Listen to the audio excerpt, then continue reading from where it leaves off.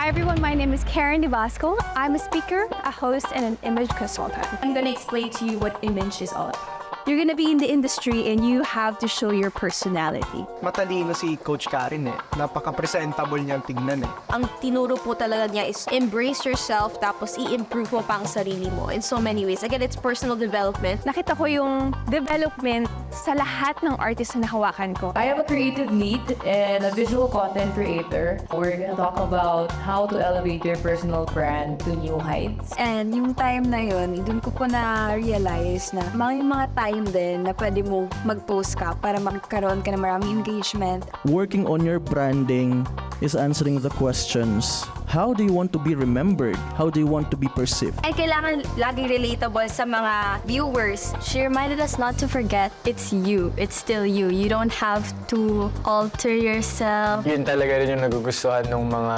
viewers. May relatability. Facebook, Instagram, Twitter, at iba pa, may YouTube pa. Follow nyo ako.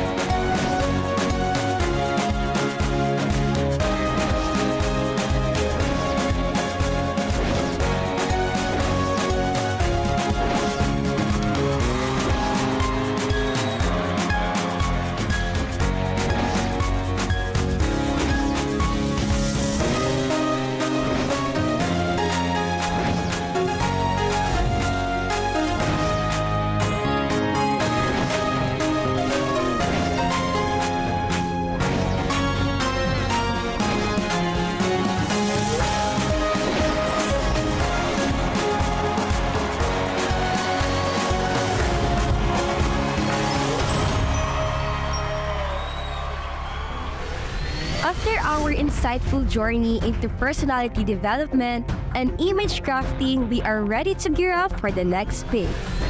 You can see there are three core fundamental aspects that we're going to be going through. And if you notice on the very first one, it's an assessment.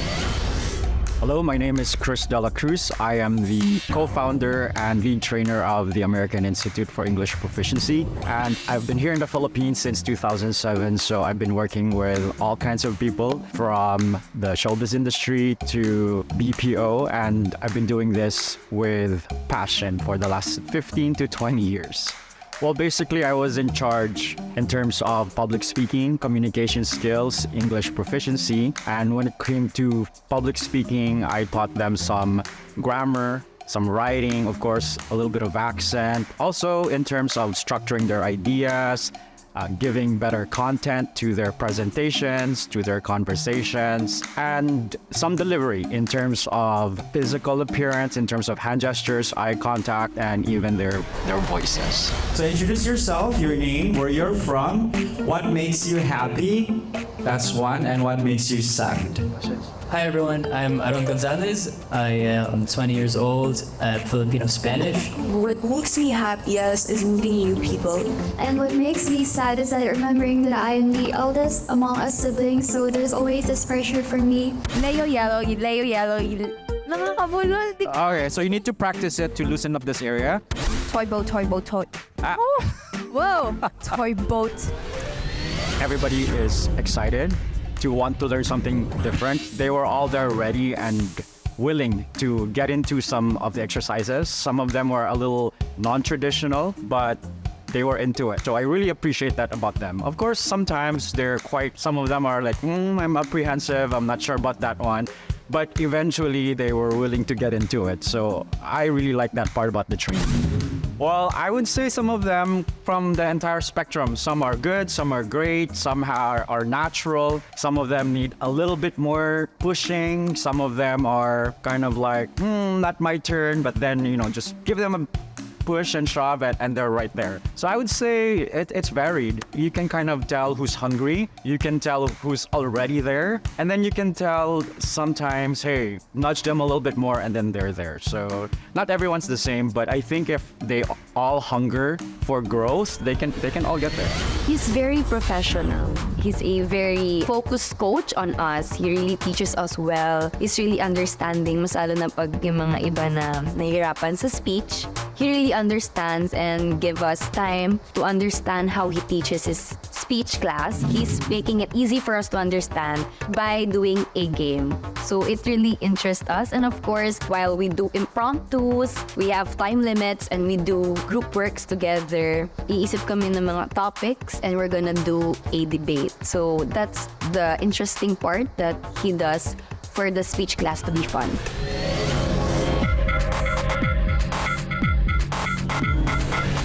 Nate Reyes. Nagpo-post po ako ng mga TikTok dances, yung mga trending po. Tapos, yun po, ginagawa ko po yun with my co-artists para po makahikayat po ng more viewers. And also, I'm posting po sa IG ng mga damit na sinusuot ko everyday po. Alam naman natin TikTok dances kasi mas masaya talaga sumayaw. Guys, follow my IG account, I am Nathan Reyes. And follow my TikTok account, I am Nathan Reyes also. When it comes to excelling, I don't just look at top performers, I look at people who went from a certain level. I was tasked to do an impromptu speech for 2 minutes. Ever since I was 3, nagka-kickboxing ako. My dad would teach me. Ginamit ko yun as an edge to somehow stand out sa social media.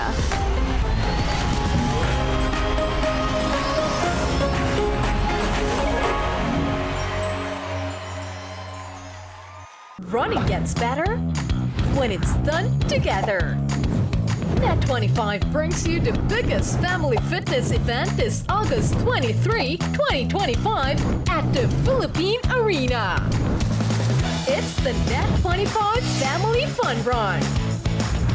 Choose your pace: 1K, 3K, 5K, or 10K.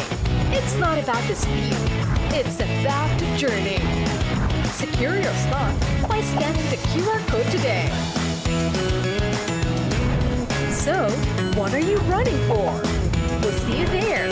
Net 25 Family Fun Run 2025. The Net 25 Family Fun Run 2025 is brought to you by our platinum sponsors: Salem,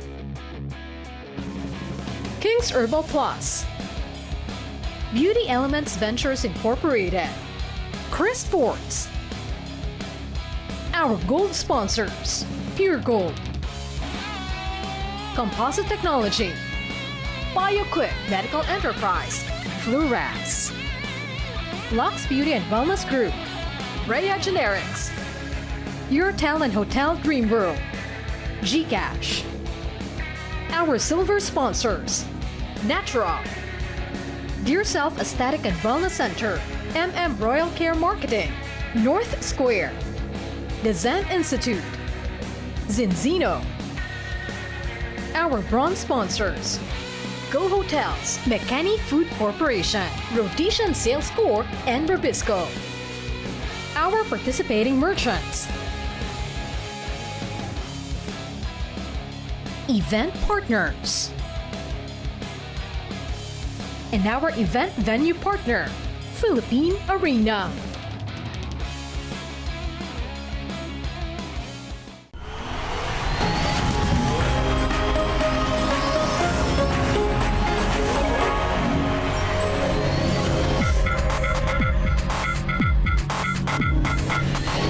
Gia Gonzalez. 3 years ago, almost 4 years ago, lumipat po ako dito from Hong Kong. I used to be a student making contents, nagko-content creating ako from time to time, pero it wasn't my priority that time. School was definitely my priority. Nung bago ako lumipat dito, porsigido na ako na mag-artista na ako. I feel like calling ko talaga siya at hindi mabubuo yung buhay ko pag hindi ko siya pinursige. And I also had the love for arts kasi science student mo ko noon and I was excelling, so it was hard to leave. It was a struggle, but when I flew here, I started sa pagla-live stream sa Kumu. Actually, doon po yung hanap buhay ko nung time na yon, and thank God I was able to help my family sa pagla-livestream. It was hard kasi hindi po talaga ako mahilig sa pagla-livestream. I was very desperate na may mangyari sa career ko kasi almost 3 years na ang waiting season ko, to the point na I tried tapping onto my athletic side. I was making workout videos, ganun-ganon.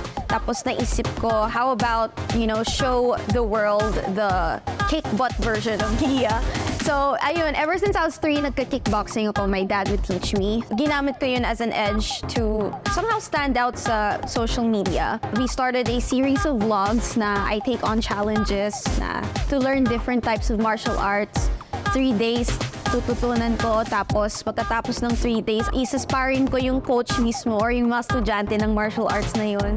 And actually, I was that desperate. Gusto ko may mangyari talaga sa buhay ko. And then, thank God na 25 came, so I was able to use the artsy side naman. As cliche as it sounds, pamilya po talaga. I'm not sure if I've mentioned na before I transferred here, sobrang struggle. Ako, my sister, and my mom kaming nauna sa Pilipinas. And that was when my dad's business was dying. Gusto kong mabigay sa kanila yung buhay na walang limits. I don't know, I'm very ambitious. My parents have their dreams of their own also. Oh no, here we go again. May pangarap sila. I'm happy that they're with me. But lagi ko sinasabi sa kanila, iba pa rin yung meron kang pinupursige for yourself. So for them to put themselves aside para lang sa akin, to pursue mine. I think where I am right now is already the measurement of how far I've gone. Iniwanan ko po yung livelihood ko sa Hong Kong. I was very dedicated. Kung gaano ako ka-dedicated dito, I applied also sa studies ko. I wanted to be either doctors or a biologist. I would leave my livelihood as long as I know na will ni Lord yun sa akin. As long as it's a part of God's purpose sa buhay ko, dun po yung line ko.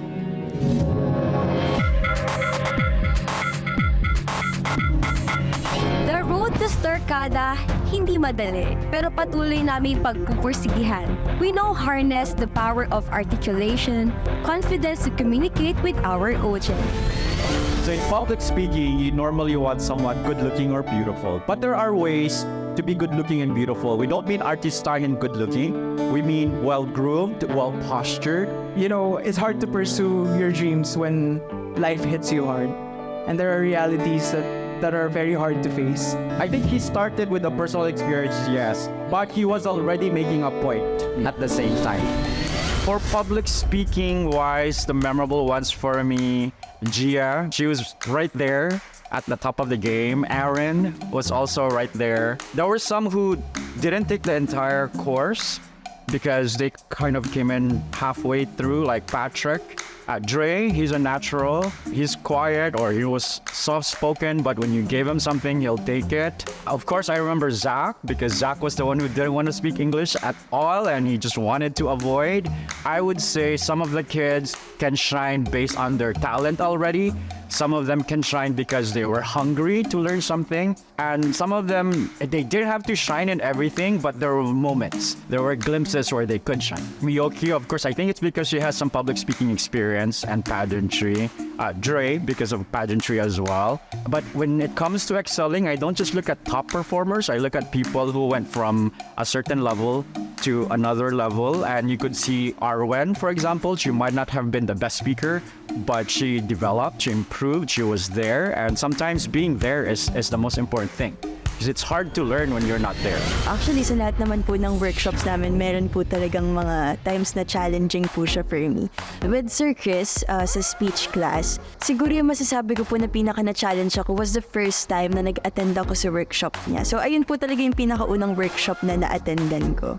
And late ako nun. So, medyo magkakakilala na sila and ako parang newbie. Hindi pa ako comfortable dun sa mga kasama ko. And then, I remember, nung first time na nag-attend ako, I was tasked to do an impromptu speech for 2 minutes. Kasi they all did that nung nauna na sila. Yun yung way ni Sir Chris to assess kung nasan yung knowledge namin when it comes to public speaking.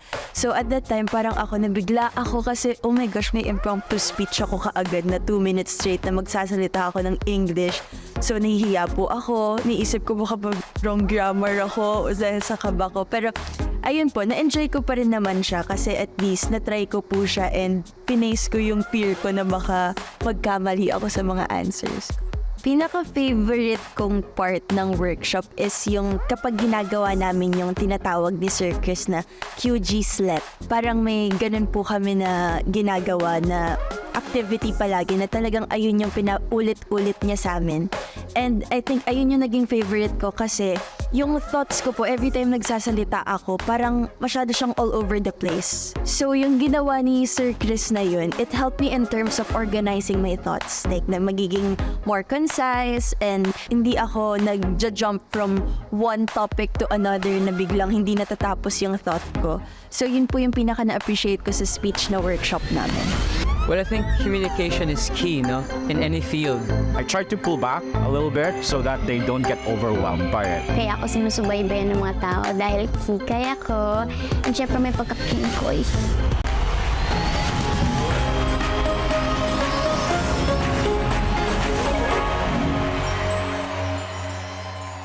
Nagbago na si Eric. Hindi na siyang dating Eric Yao. Ikaw ang superior at dapat sinusunod niya. Bakit lagi mo siyang hinahayaan sa lahat? Teka lang. Ano bang relasyon ang meron sila ni Cheryl, Mai? Si Cheryl? Madadamay palalo sa mga plano ni Miss Jiang. Kapag bistado ng kahinaan, target ka na. Best choice ever. Panoorin mamayang 7:30 p.m. dito lang sa Net25. Let's get together sa Net25. Sa Net25.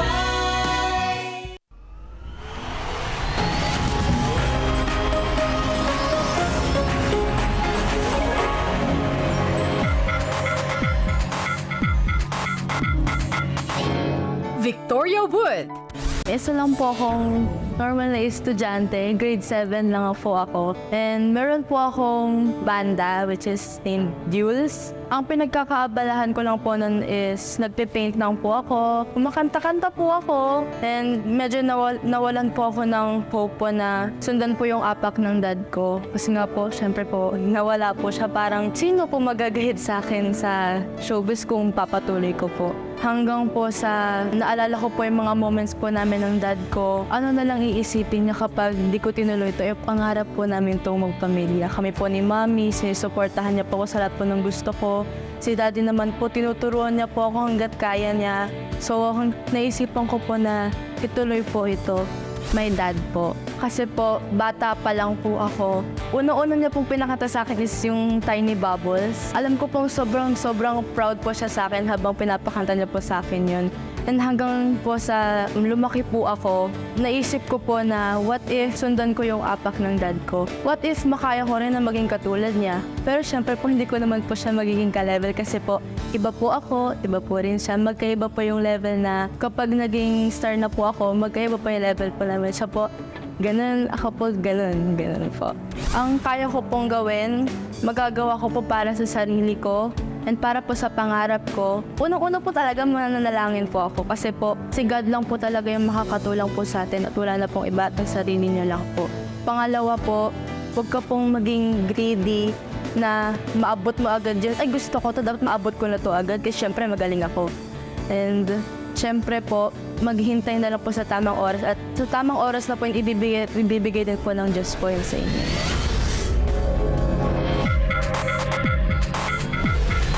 So Aaron told me that he thought he already knew the fundamentals, but when he was learning, there was so much more lessons learned in terms of structuring your speech, in terms of delivery, in terms of connecting with your audience. So it's different when you're acting. It's also different when you're giving a presentation because you have to talk to your fans, you have to talk to the vendor, you have to talk to the client. They had to learn different strategies and many of them actually implemented some of those techniques. When it came to implementing structures and content, I would say Aaron, Gia, In fact, on the last day, Dana, Aaron, they were, my team said, oh, they're really, really good. They could actually start training their colleagues because you don't have to be an expert trainer to inspire someone. You just have to kind of be a little better than the others and you could share what you know with others. Well, I think communication is key, in any field.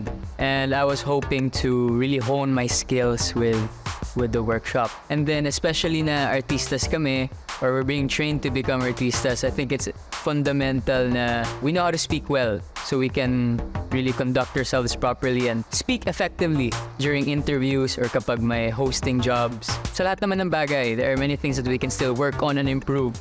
And that's something that Sir Chris taught me. There were many activities, there were many things that it still improved my manner of speaking. Ayoko naman magyabang. That's not my intention. But English is a language na I'm comfortable with. It's one of the languages that I speak.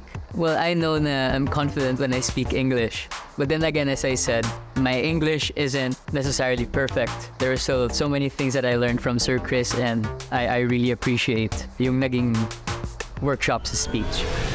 I would say the hardest part was getting people together at the same time. There are so many of them. Normally a class is a smaller class.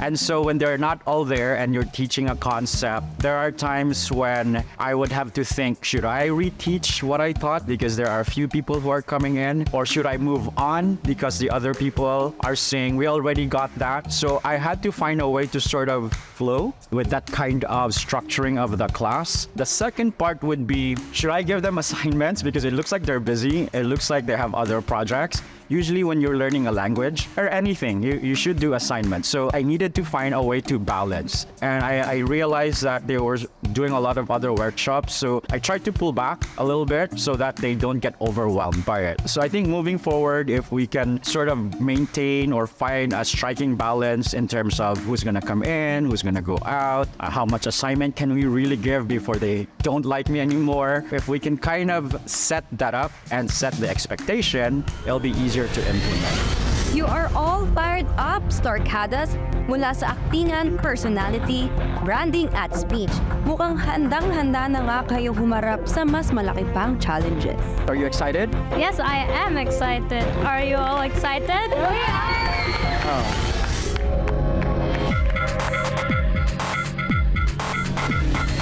Dana Davids. As a content creator, I think kaya ako sinusubaybayan ng mga tao dahil kikay ako and syempre may pagka-kinkoy. I do love posting aesthetic photos on Instagram because for me, Instagram is like a museum. You see things that you want to aspire to become. It's relatable in a way that you want to aspire to become the people that you see on Instagram. But there is a certain joy and freedom that comes with posting kwentuhan and posting raw, authentic reactions on TikTok. So I do enjoy that a lot because it feels like I'm only talking to my friends and I can show my true self without thinking too much about what other people think. Hi, hello everybody! Ako po si Dana Davids, ang kikay fashionista ng STARKADA. So, baybayin niyo po ang aking storya, makipagkwentuhan at makipagkulitan po kayo sa akin. Mag-makeup tayo at makipagkengkoyan tayo on my social media accounts. You can follow me on Instagram, that's at DanaDavids_. And on TikTok, that's Dana Davids. See you there, guys! So, baybayin niyo po ang aking storya. We learned public speaking. What is your voice? What is your say? Isa lang pong pinagkakabalan ko, kaya maging sikat na artista pa rin po. I'm a ballet dancer and I teach basic steps, beginners for babies.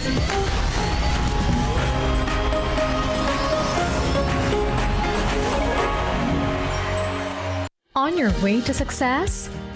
Start with the best. New Era University, where we guide every individual to their natural state of excellence. Enroll now, because New Era University awaits the future we can build together.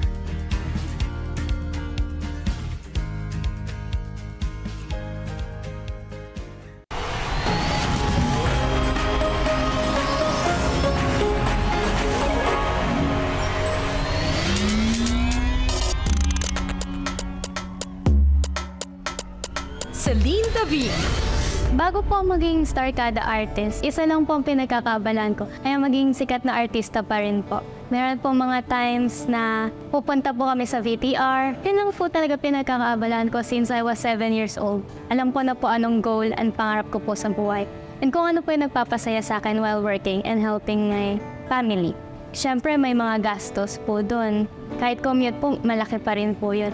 Ang ginagawa ko po, kasi sa Makati pa rin po nag-aaral. Kasi doon po malapit yung office ng mom ko po. So, everyday po yan from Cavite. Biyahe po kami, commute kami 4 a.m. sa Makati. Magbebenta po ako ng ballpen, mga classmate ko po.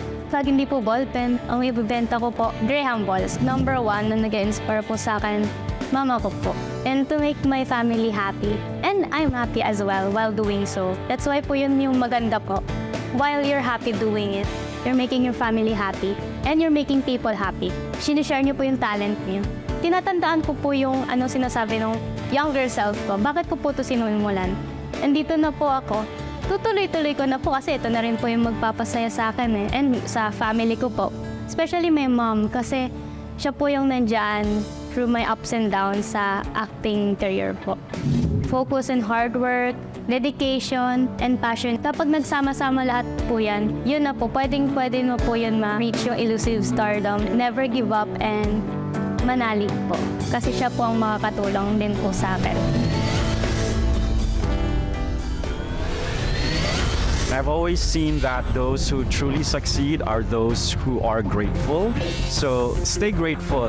Don't think that you're always going to be better or the best. Be thankful to those who are helping you. That's number 1. Number 2, stay hungry. Yes, you might have achieved a role or a certain level, but growth is never ending. So once you stop growing, it's like you die or you become complacent. So yeah, there are moments of rest, moments of relaxation, moments to enjoy, but sooner or later you have to want more, you have to grow again. And lastly, speak your voice. We learned public speaking. What is your voice? What is your say? Who are you? Are you gonna be like everybody else, or are you gonna be someone with a different kind of voice, something different to offer? So I would say those are my top 3 advice for the STARKADA.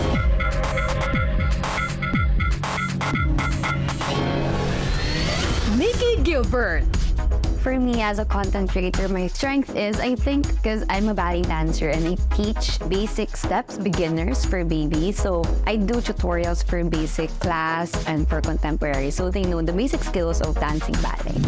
Siguro po yung na-enjoy ko yung pagtuturo ko ng step by step kasi it's really fun to do since there's a lot of kids who really wants to learn how to do the basic steps of ballet, and kasi since po na other kids doesn't afford to go to ballet class, so I do tutorials so they would know how to do basic skills even at. Hey guys, please follow me on my Instagram, NK Gilbert, FB page, Nikki Gilbert, and of course on TikTok, Nikki Gilbert 13. Ayan guys, please follow me and I would really appreciate it. Pagkatapos ng challenging workshops and trainings, may isa pang task na naghihintay para sa amin.